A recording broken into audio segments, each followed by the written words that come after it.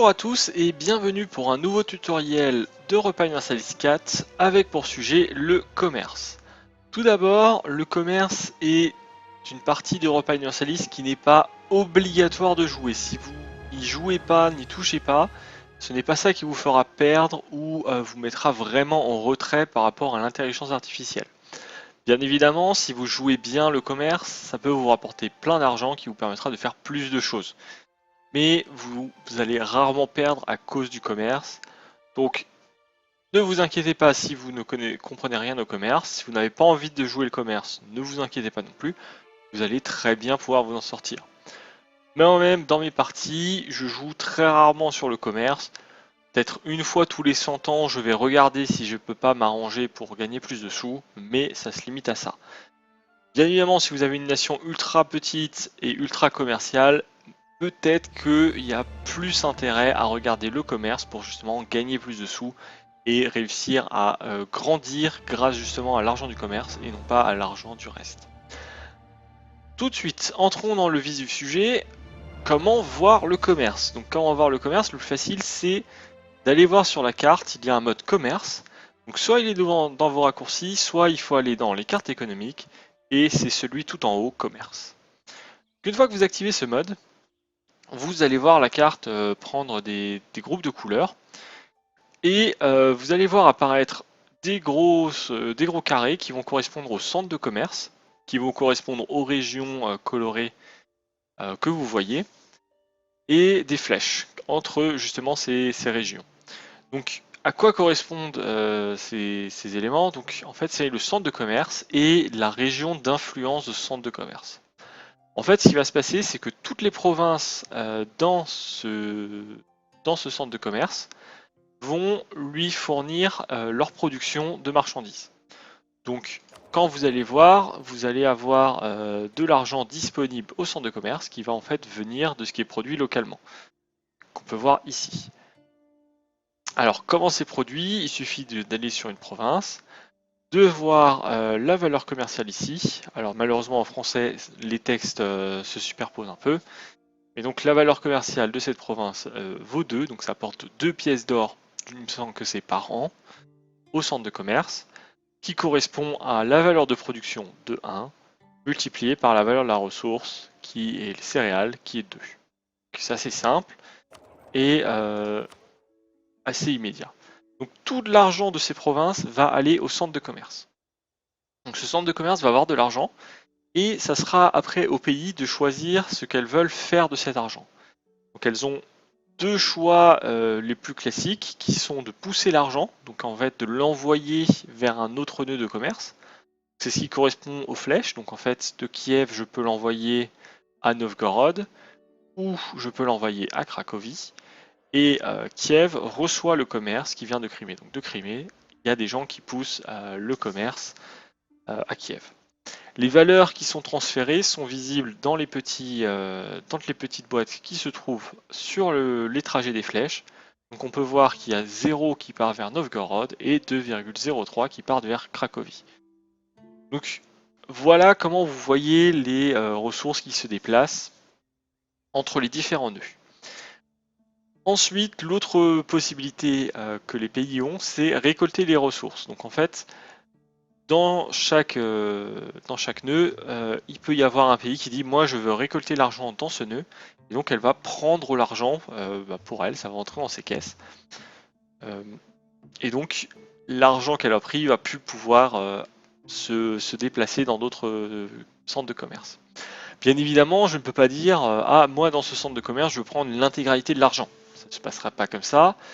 Ça dépendra de la puissance commerciale du pays. Donc à quoi correspond la puissance commerciale? C'est en fait d'une certaine manière l'influence que le pays a sur le centre de commerce. Donc il provient de plusieurs sources. La source principale c'est les provinces. Donc, en fait chaque province va fournir une valeur de commerce au centre commercial pour le pays qui possède la province. Donc si je ne me trompe pas, voilà, c'est ici la puissance commerciale qui va dépendre du niveau de développement de votre province, ainsi que de bonus divers et variés. Donc là, on a un bonus, je pense que le bonus il doit être d'environ 2.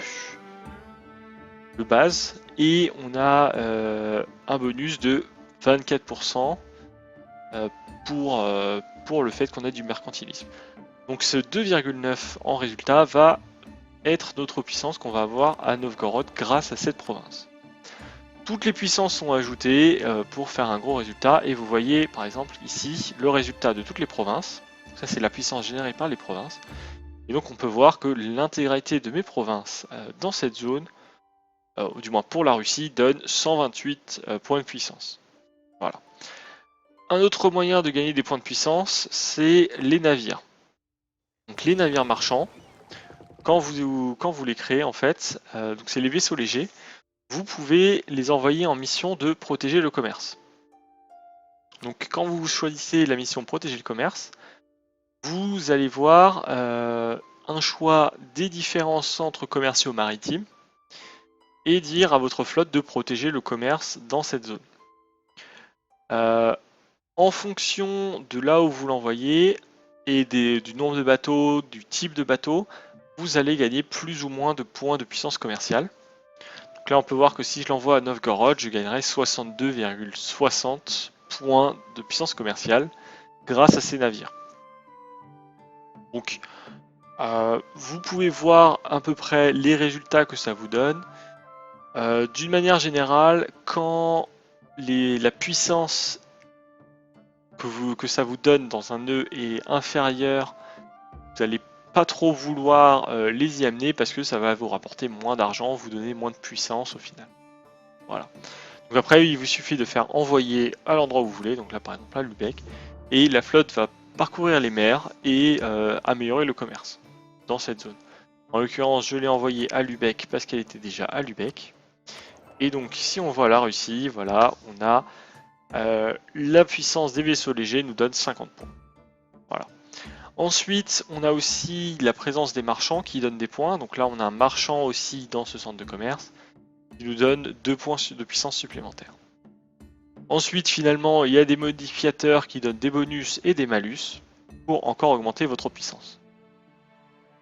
Donc une fois qu'on a la puissance de tous les pays dans un centre commercial, on en fait la somme et le pourcentage de puissance que vous avez dans ce centre de commerce indique le pourcentage de l'argent que vous pouvez pas modifier mais sur lequel vous pouvez agir. Si vous avez 50% du commerce, vous pouvez agir sur 50% de la valeur d'argent du nœud de commerce. Donc en l'occurrence ici on nous dit qu'il y a un total de 16,80 d'argent, donc c'est l'argent qui entre par les autres lieux de commerce. L'argent qui est produit local moins l'argent qui part produit un total de 16,80. Donc tous ceux qui vont collecter sur 16,80 d'argent. Et donc si vous avez 50% des points de commerce, vous allez recevoir 8,40 argent grâce à ce centre de commerce. Dans notre cas, on a la Russie, on est les Russes. Si je trouve où est la Russie, voilà. Donc nous sommes la Russie, nous avons 20% de la puissance commerciale. Et grâce à ça, on arrive à récupérer 6,62 d'argent. Alors, bien évidemment, la puissance qui est ici, ce n'est pas juste la puissance de l'argent collecté, c'est la puissance de l'argent transféré, de l'argent collecté. Globalement, ça prend toutes les puissances en jeu.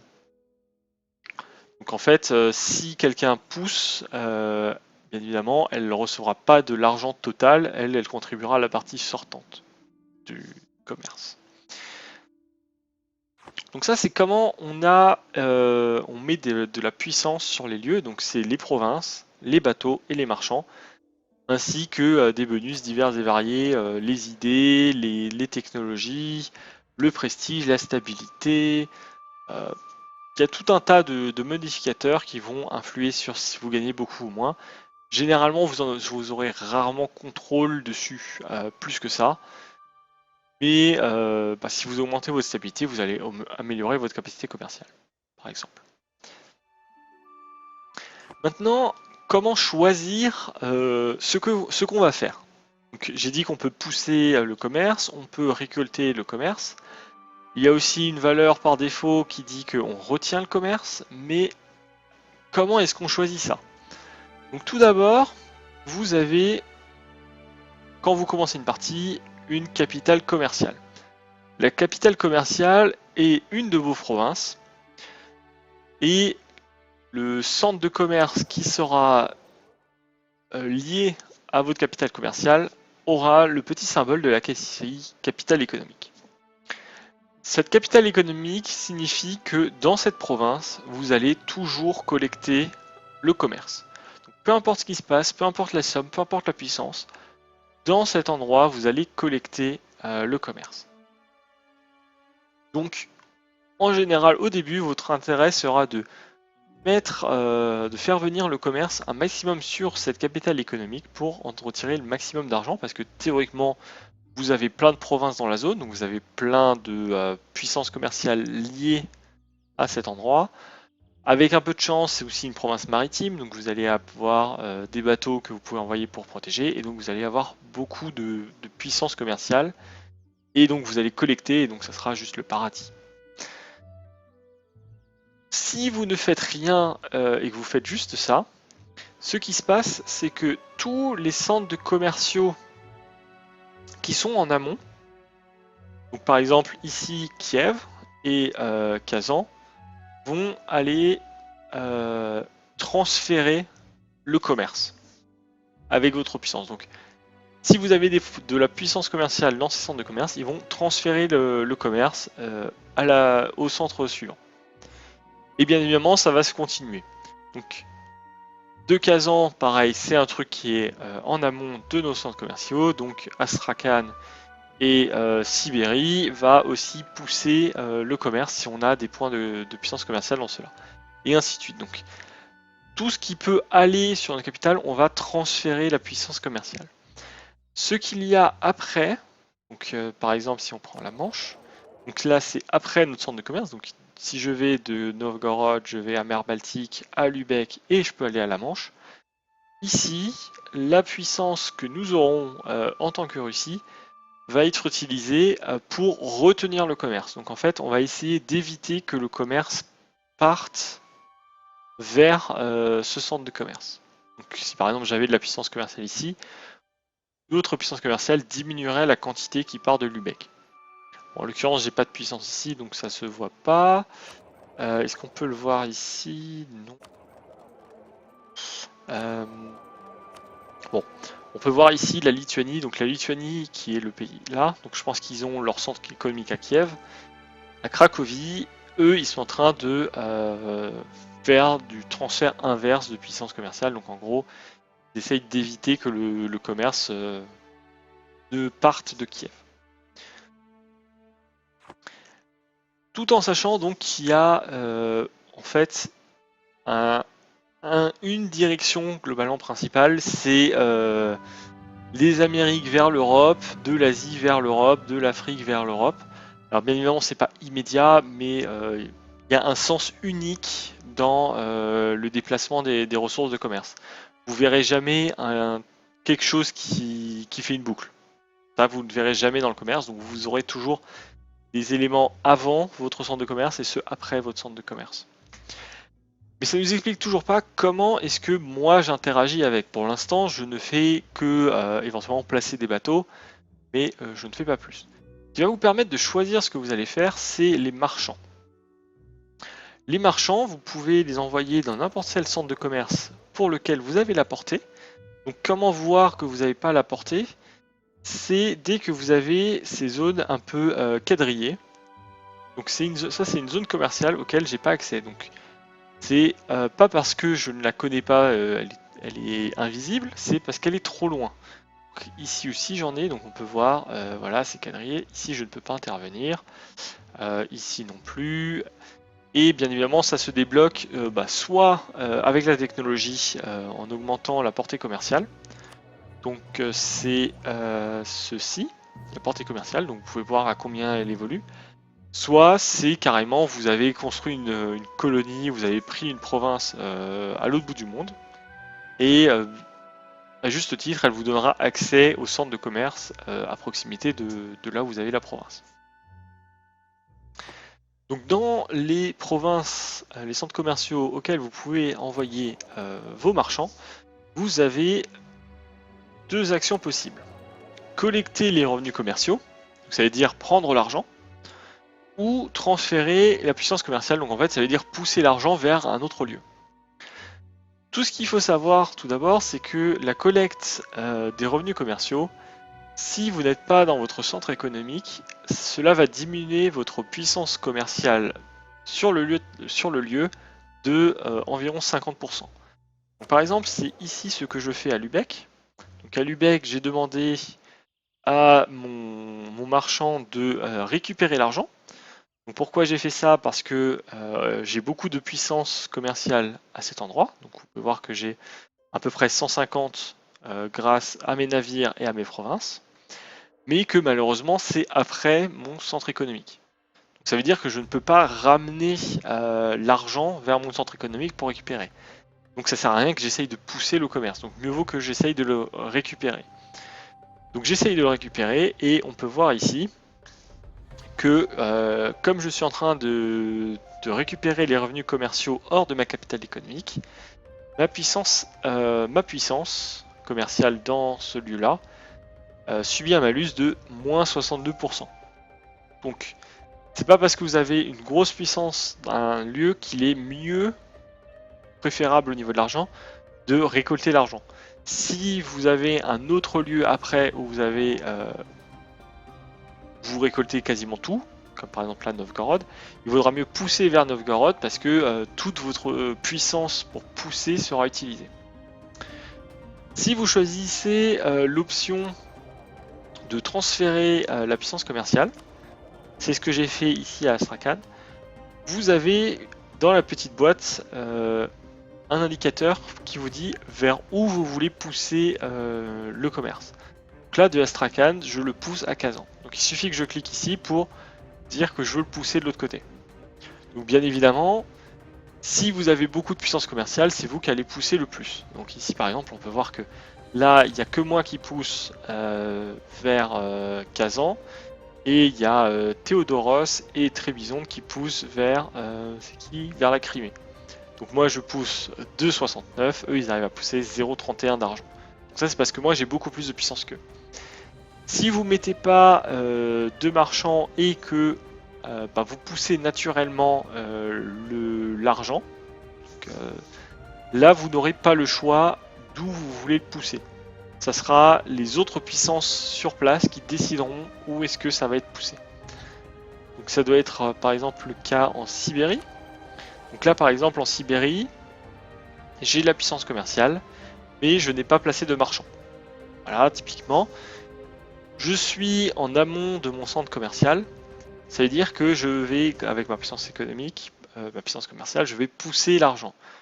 Le problème, c'est que je ne peux pas choisir la direction, et donc en fait, c'est coupé en deux. Il y a 1,23 qui part vers le premier et 1,23 qui part vers l'autre.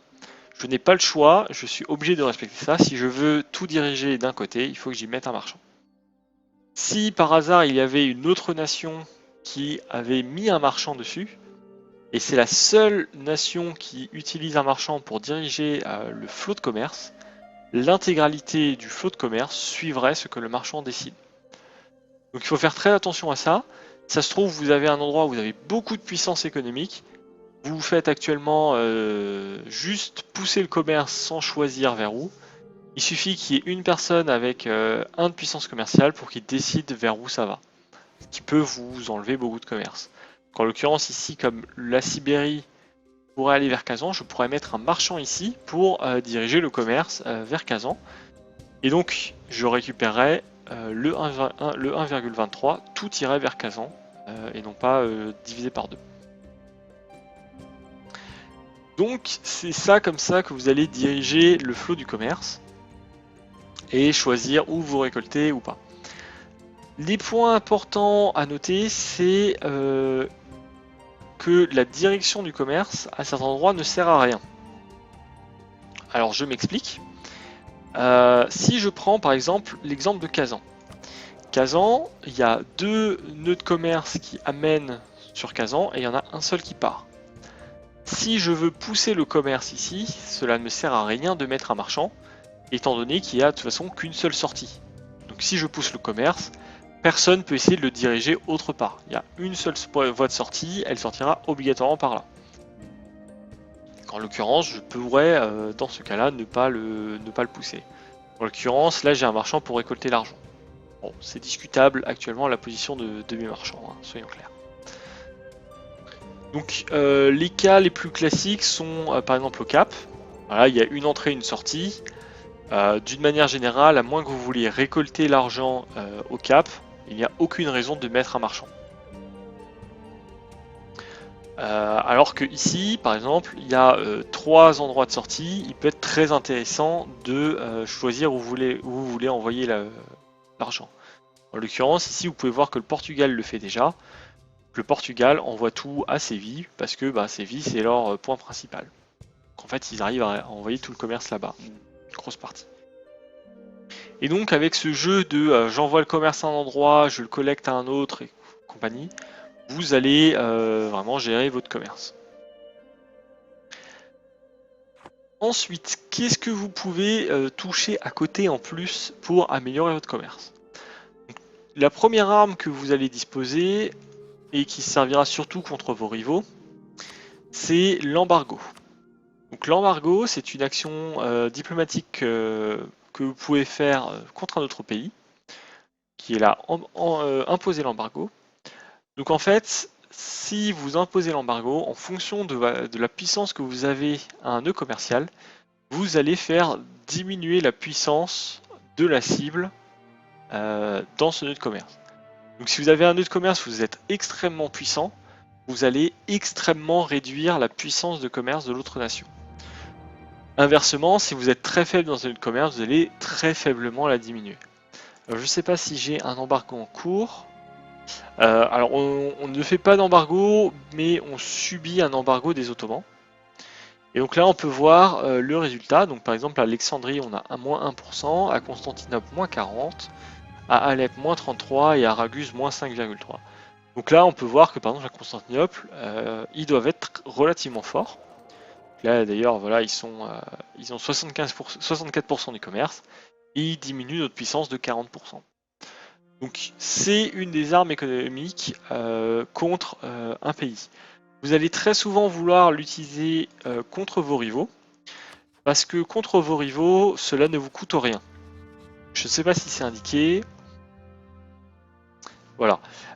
Si la cible de votre embargo est un rival, vous ne subirez pas de malus. Par contre, si ce n'est pas un de vos rivaux, vous allez avoir vous aussi un malus sur votre efficacité commerciale.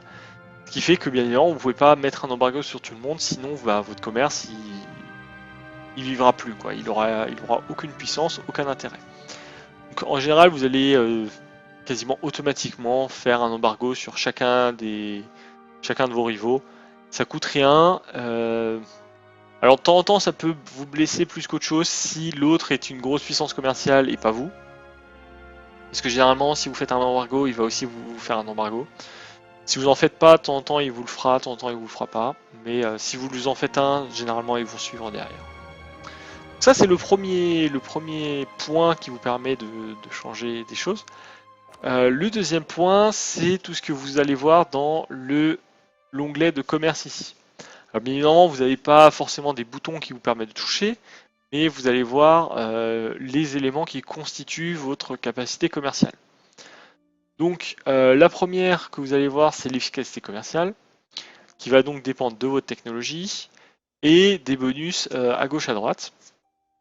Donc là, par exemple, j'ai plus 15% grâce à la technologie. Je pense que mes bourgeois, ils sont contents.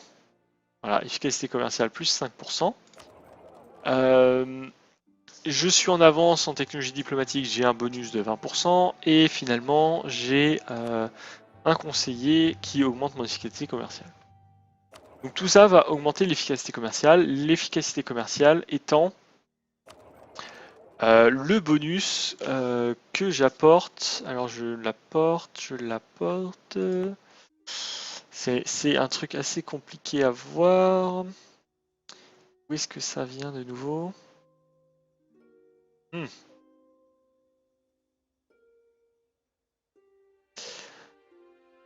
Alors là, du coup, je dois avouer que je trouve plus où c'est affiché.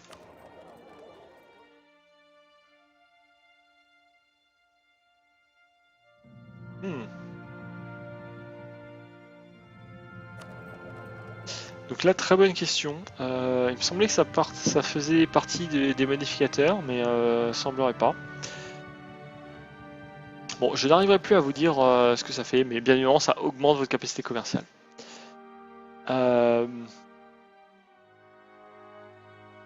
Voilà. Vous avez la portée, donc je vous avais déjà expliqué comment voir les zones que vous ne pouvez pas accéder. Donc là, vous pouvez voir lesquelles sont à portée, lesquelles sont hors portée, et ainsi de suite.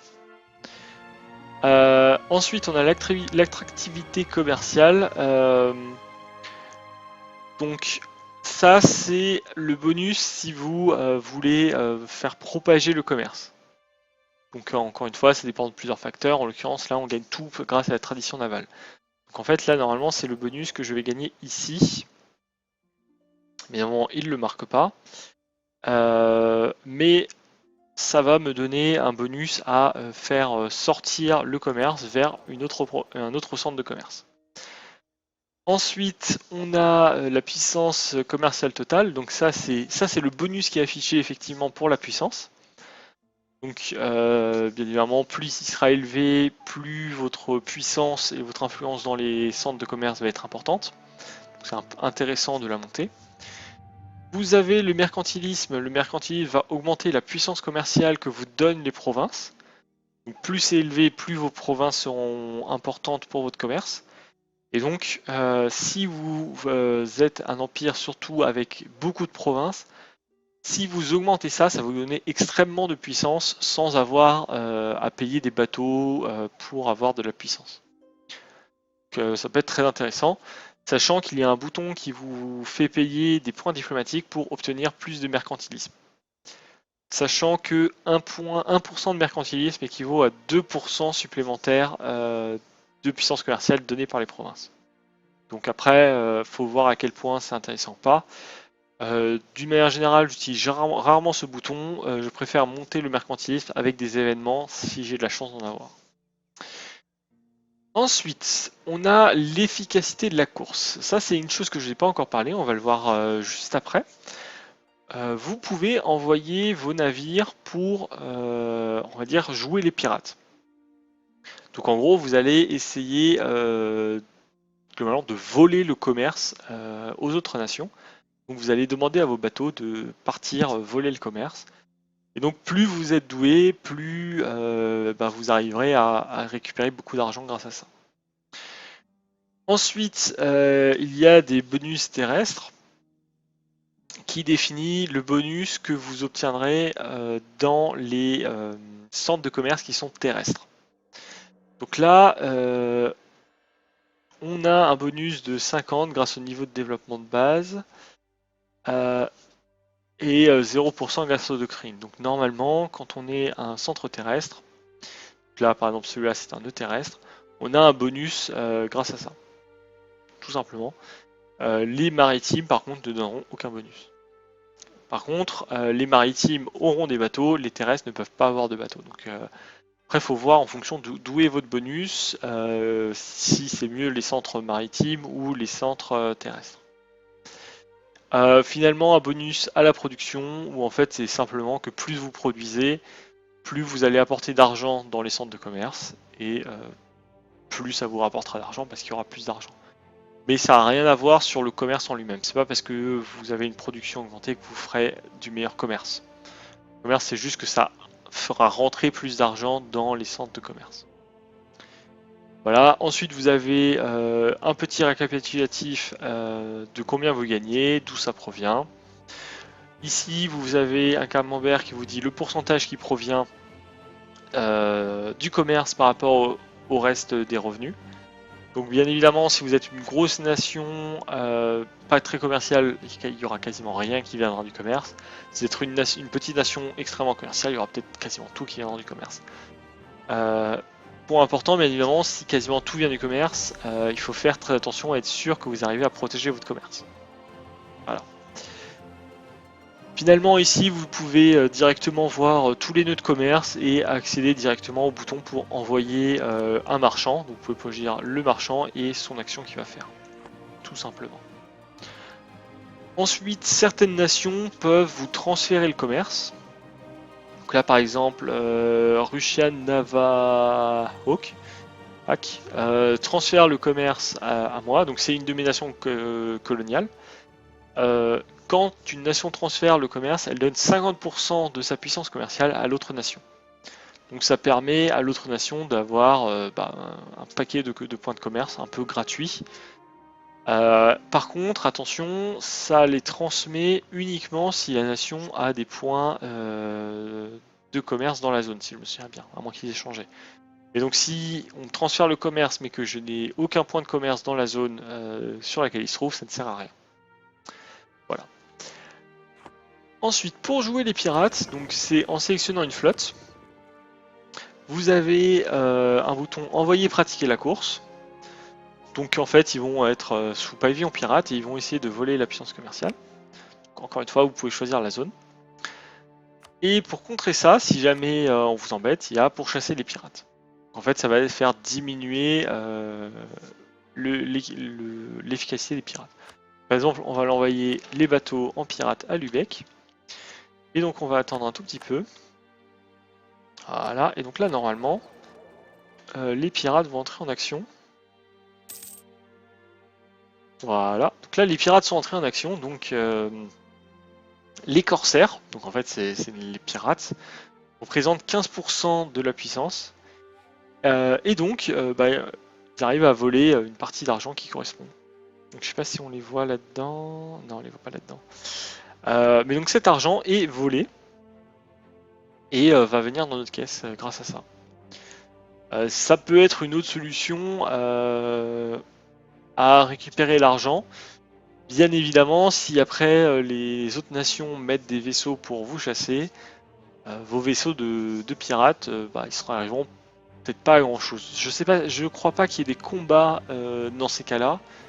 Je crois pas que vous puissiez perdre votre flotte, mais vous allez très certainement perdre de l'argent ou risquer de perdre de l'argent si les autres nations mettent des flottes pour protéger le commerce. Parce que ça va très rapidement diminuer votre capacité à faire du pillage. Voilà, et je pense qu'on a fait à peu près le tour du commerce. Je le vois d'ici qu'il y aura plein de questions auxquelles j'ai pas répondu. Déjà, comme vous avez pu le voir, je ne savais pas exactement où allait tel ou tel bonus. Pardon. Quoique je crois que je m'en souviens maintenant. Mais je suis pas sûr qu'on le voit. Voilà, oui, c'est ça. C'est ce bonus là, le plus 50%. Je retrouvé. En fait, donc, le centre de commerce il produit 4,90. Voilà. Donc on extrait notre puissance. Grâce à notre puissance, là il nous dit on arrive à extraire 4,90 vu que c'est tout ce qui reste et on est les seuls à collecter. Donc le plus c'est la collecte. Et par contre, comme on a un bonus de plus 50%, la somme de 4,90 plus 50% fait 7,36. Donc en fait, ça va augmenter l'argent que vous allez gagner. Donc ça, en fait, c'est une augmentation de l'argent que vous allez générer. Voilà, donc j'ai retrouvé cette partie-là. Oui, donc vous allez très certainement poser des questions. N'hésitez pas, hein, j'essaierai d'y répondre le plus possible. Je ne peux malheureusement pas donner des astuces qui marcheront à tous les coups, tout le temps et tout ça et tout ça. Par contre, je peux vous montrer comment est-ce qu'on pourrait améliorer un peu le commerce de notre nation. Donc tout d'abord, qu'est-ce qu'on peut améliorer? Donc ici par exemple, on a un marchand qui est actuellement en train de collecter le commerce ici. On peut voir dans le nœud de commerce suivant qu'on récolte 89% du commerce. Donc en fait, si le commerce venait de Kazan et arrivait à Novgorod, on en extrairait quasiment tout autant. Je veux dire, globalement, c'est à peu près la même chose. Donc en fait, ce marchand-là ne sert pas à grand-chose. Donc on va le bouger. Alors on va juste remettre cette flotte en protection du commerce à Lubeck, parce que c'est ce que je pense pour l'instant est le mieux. Donc nous produisons actuellement 25-19, on va voir à combien on arrive à changer le commerce. Donc ici on a dit que lui à Kazan on s'en fout, on n'a pas besoin. Lui ici on a un marchand, il transfère 2,70 vers Kazan, c'est déjà assez sympa, il transfère une bonne quantité d'argent. En Sibérie on avait vu qu'on avait ce découpage en deux. Alors, on va mettre du coup le marchand de Kazan dans cette province pour qu'il transfère à Kazan, pour que de Kazan ça aille à Novgorod. Déjà comme ça, on va déjà voir de combien ça va modifier le commerce. Mais normalement, ça va nous faire gagner plus. Hop, voilà, donc là on a le commerçant qui est arrivé. Et au mois suivant, on va voir le changement. Donc voilà, donc maintenant on a tout l'argent qui passe par là. Du coup là on en a 10,20 qui arrive à sortir et qui va à Novgorod. Et du coup, voilà, on a réussi à augmenter les gains mensuels, je crois. Voilà, on a réussi à augmenter les gains mensuels de 1, je sais plus quel était le chiffre de départ, mais on a réussi à augmenter les gains mensuels. Vous voyez que il suffit de pas grand chose, de 5 minutes de réflexion de où est-ce que j'ai des marchands inutiles, où est-ce que j'ai des marchands qui pourraient rapporter plus, pour faire un gros changement. Bon, là c'est quoi on a fait plus 5%, hein, c'est déjà pas mal. Hein. Plus 5%, on a passé allez, 2 minutes à réfléchir à comment placer nos marchands. Bon, bien évidemment, vous n'arriverez pas toujours à trouver des cas aussi faciles que ça. Là, c'est clairement une partie où j'avais placé mes marchands un peu comme ça. J'ai conquis des territoires à gauche à droite, ça a changé la situation et donc maintenant ça marche beaucoup mieux pour moi. Bon, moi ce que je vous dis, c'est faites, on va dire tous les 100 ans, vous allez regarder le commerce pour essayer de l'améliorer. Passez pas trop de temps dessus, sauf si vraiment vous êtes passionné par le fonctionnement du truc.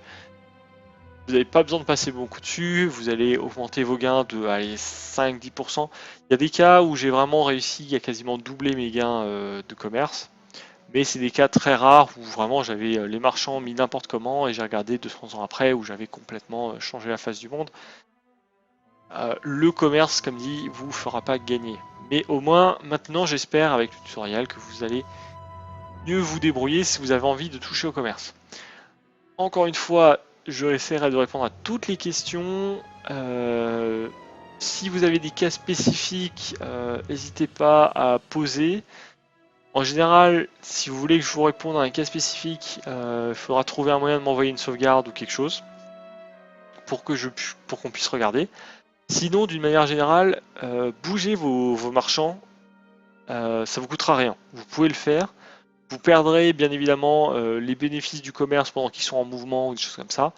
Mais il ne faut pas hésiter à bouger les marchands, à essayer de voir les résultats. De temps en temps, il y a des trucs très surprenants qui peuvent arriver parce que, tiens, là-bas, je sais pas, vous êtes le seul marchand sur place, donc vous allez prendre tout le commerce, même si vous avez très peu de puissance.